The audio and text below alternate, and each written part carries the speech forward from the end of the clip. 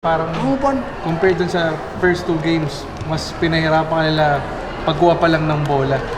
Parang tingin mo doon sa depensa nila, mas naging physical ba as the game goes. Expected na yan, naging physical yung game. Credit sa Phoenix, maganda yung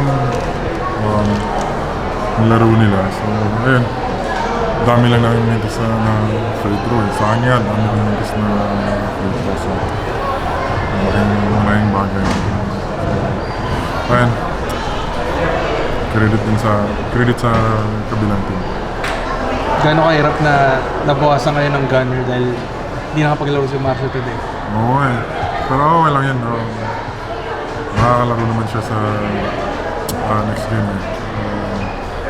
May sakit lang yung record niya. So, ayan, kailangan niya magpahinga. So, yung physicality from first half pa lang, grabe na. Sabi mo nga, bugbog ka na, kailangan mo ng pahinga. Pero expect more sa Game 4. of course. Ano pa rin yung ilang gusto rin naman, siyempre mag-bounce back naman. Hindi naman namin ina-expect na masasweep namin yun. Lakas ng team na yan Kaya nga sila nag-number 1. So, ayan. Ayan. Nakalamang lang sila ng 2 points. Kung nakalamang kami kanina, panalo sana kami. So, ayan. Mike, ano ka-importante yung mga free throw na hindi na shoot? Oo, importante yung free throw.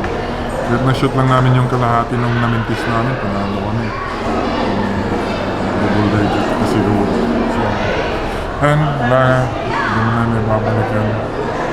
Lumipas na yan. So, kailangan mag-move on. Yan talaga ang buhay. Kailangan mag-move on. So, bawi na lang next game.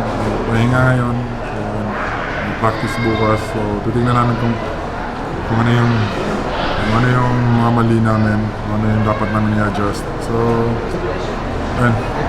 Once more. Sige,